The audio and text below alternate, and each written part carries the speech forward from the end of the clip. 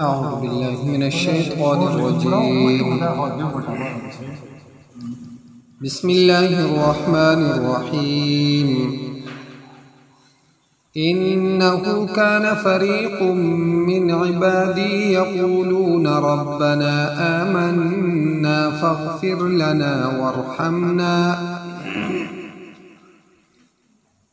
فاغفر لنا وارحمنا وأنت خير الراحمين فاتخذتموهم سخريا حتى أنسوكم ذكري وكنتم منهم تضحكون.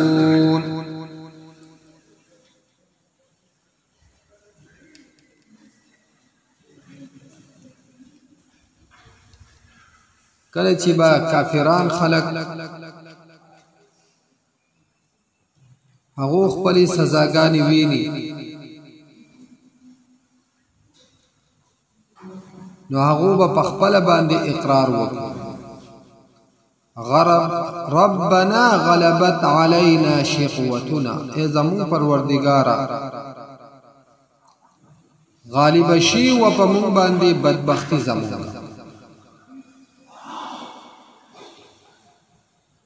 وكنا قوما ضالين او الله پاک مونږ یو دلا د گمراهانو د بیلارو خلقو دلونه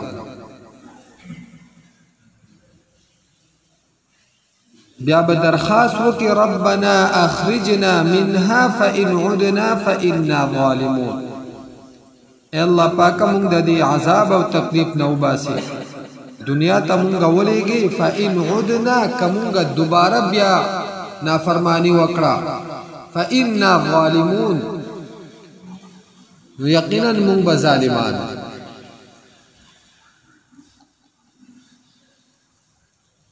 الله پاک وای په سختو الفاظ سره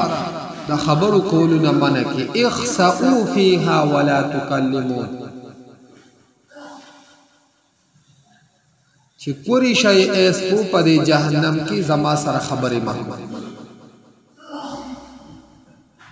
او د خبرو نکولو وجه الله پاک فرمای زکا انه کان فریق من عباد یقینا وی ودلا د بندگانو زمان او دغه ډلې به دا خبره کوله یقولون دوبوي ربنا آمنا ای رب زمونږه آمنا ایمان راوړې دې مونږه فاغفر لنا پس بخنه وکي مونتا ورحمنا او رحم وکي په مونږ باندې وانت خير الراحمين الله پاک ته غوړه د رحم کوونکو دی.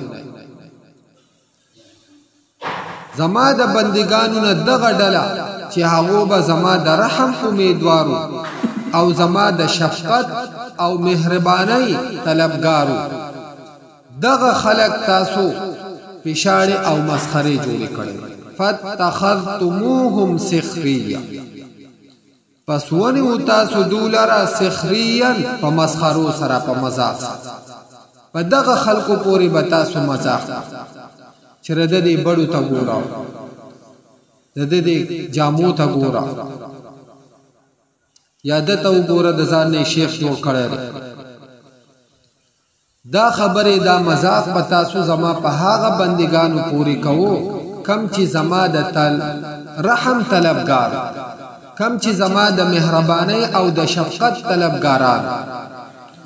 او دا مذاق تاسو د دومره وخت پوری کو حتا انسوکم ذکری تر دې پوری چې غافل کړی تاسو د یاد زمان په دغه پیشاړو مذاق کې تاسو لګیا وای زما ذکر زما یاد داغینه تاسو غافل شئ وکنتم منهم تضحكون او وای تاسو په دو پورې خندا کوونکی پیشاړې به پورې هم کولی او پاغو پرې وای خندا کوله چې دوته وګوره مړه دولګې نه د ډوړې چار نه کیږي او دل تراغلی په جمعاتونو کې ناسی او دا دغه کیا وای چې مونږه نیکان وو مونږه دسی دا هغه خلق نو الله پاک فرمای چې زما دغه ډله زما دغه بندگان پاغو پوری تاسو پشاړی کولې او پاغو پوری تاسو خنداګانې کولې د دې د وجینا زما سره خبرې مکوئ نه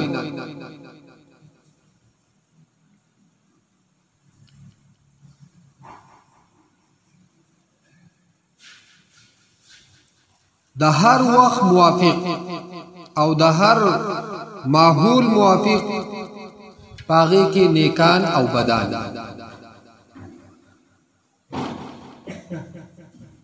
نو کم نیکان د کم وخت چې دانه چې هغه به خامخا فرشتي او صحابه کرام دغه وخت په نسبت باندې چې کم نیکان حسابيږي نو دغه خلق نشانه ګرځول دا د انسان په خپل بدبختی ده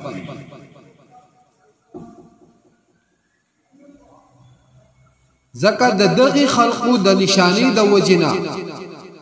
سبا د الله پاک د رحم او د مهربانۍ نه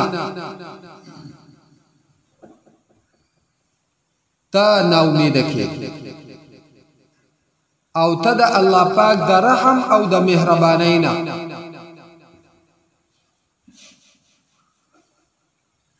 باران نو دا دغه راغره ته محروم ګرځي د الله پاک د رحم او مهربانۍ د وجه نو څه ضرورت شو چې تخپل ځان پرې دی او نور خلق نشانه ګرځي په نور خلقو پوری پښاړي کوي په خپل باندې نیکی نشي کوله نو د نور خلقو نیک عمل هغه ولې نشانه ګرځي د بل کس ګیره هغه ولې نشانه ګرځي د بل ټوپۍ یا د بل جامې هغه ولې نشانه ګرځي الله پاک بدو تو فرمای انی جزیتهم اليوم بما صبروا زما دغه نیکانو بندگانو ستاسو په دې خبرو ستاسو په دې تکلیفونو او ستاسو په دې پښاړو خنداګانو باندې صبر کړ او زما عبادت دغه شان زما په دین باندې دو قائم د دې د وجنا انی جزیتهم اليوم ما بدل ورکړه دوته نن ورځې بما صبروا په سبب د صبر ددو انهم هم الفائزون چې یقینا دو خاص دو کامیاب دو ما کامیاب کو دو دغه صبر په وجا او دغه تکالیف د برداشت کېدو په وجا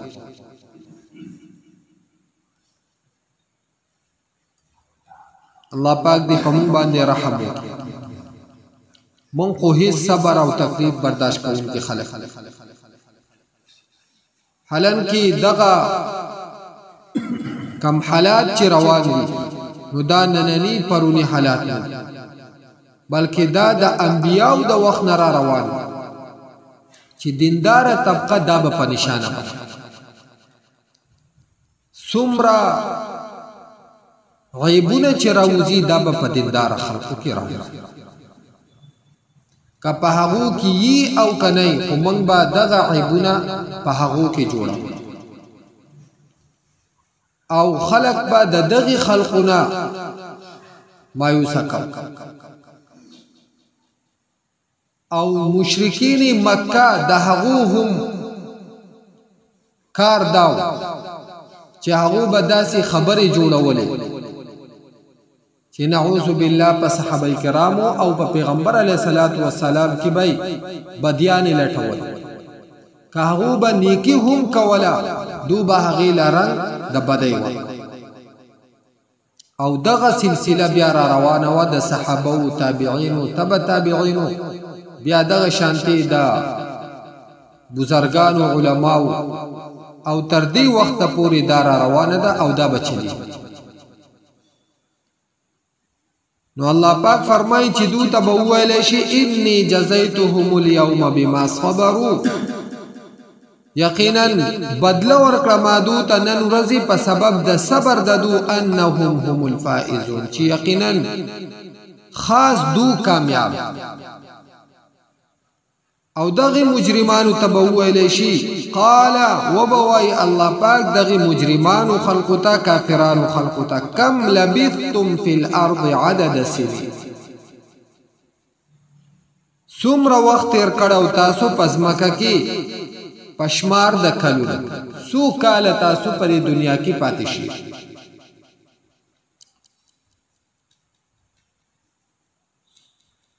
یعنی هغه ډیر قمقل خلق ته چې د دنیا زندگی هغه د آخرت په زندگی باندې غوړه کړ. د دنیا زندگی دا د آخرت نه غوړه غني او د دنیا د پاره مهنت او مشقت برداشت کوي او د آخرت د پاره 2 منټه تکلیف او مشقت نشي برداشت کوي. طول عمر د دنیا د پاره مهنت کوي د آخرت د پاره د 15 منټه مهنت نشي. نو الله پاک فرمایي قالوا دوبوي لبثنا يوما او بعض يوم پاتشي مونږه یو ورځ یا بعض حصہ د ورځ. دنیا کې خو مونږ یو ورځ یا حصہ د ورځ مونږه پاتشي. نور مونږ په دنیا کې دون عمر نه یو پاتشي. خو د ډیر هیبت د وجینا بیا به نور خبرې نشي کولای. ډایرک به وای فس علی العادی پس تپوس وکړه د شمار کول. یعنی د فرشتونه یا د کرامن کاتبین نه تپوس چې څومره وخت منګه حساب شي. قال الله پاک ورته وای الا بثتم الا قليلا وخت نه تیر کړه تاسو مگر لا ډیر لږ وخت تاسو په دنیا کې تیر کړه. د دنیا وخت د آخرت په نسبت باندې ډیر کم دی. لو انکم کنتم تعلمون کچری تاسو پوی دی اینا فرمانو که تاسو تر دې علم وی چې د آخرت زندگی دا ډیر لوی زندگی ده. دا ډیر لوی عمر دی او د دنیا زندگی دا ډیر مختصر او ډیر لږه زندگی ده. دنیا فانی ده او آخرت هغه همیشه همیشه. که تاسو په دې باندې پوی دی نو تاسو ډیر لږ وخت تیر کړی دی. تاسو بدانه فرمانی نه وکړ او تاسو په دې باندې ځان نه پوهاو. تاسو دنیا همیشه د ژوند د تیرېدو ځای ګڼل او د آخرت نه غافل شي وای. د دې د وجې نه تاسو د همیشه نعمتونو نه نن محروم شوي. الله پاک دې موږ له دغې نعمتونو نه محروم کړي. انه یقینا كان فريق ويودلا من عبادي د بندگانو زمانہ يقولون دويل ربنا اے رب زمونگا آمنا ایمان راوڑے دے مونگا فاغفر لنا پس بخنو کی مونتا وارحمنا او رحم وکي پمون باندې وانت خير الراحمين او تغور در رحم کون کني فاتخذتموهم پس ونیو تاسو دولرا سخريا پپشاړو سرا حتى تردي پوری انسوکم ذکری چی غافل کړی تاسو د یاد زمانہ وکنتم منهم او وی تاسو پدو پوری تضحکون خندا کون کی انی جزیتهم اليوم یقینا بدلور کمادو تنن رزی بما صبروا فسبب د صبر ددو انهم چی یقینا دو هم الفائزون خاص دو کامیاب دی. قال اللہ پاک بہو فرمائی کم لبثتم فی الارض سمر وقت تیر کڑے تاسو پزمکہ کے عدد سنین پشمار د کلونو قالو دو بغوائی لبثنا یوما وقت تیر کړو مونږه یو ورځ او بعض یوم یا بعض حصہ د ورځې فاسأل العادین پس تپوس وکړه د شمار کوونکو نه قال الله پاک به فرمایي ان لبثتم بلکې وخت نه تیر کړی تاسو الا قليلا مگر لگ لو انکم کنتم تعلمون کچری تاسو پوی دے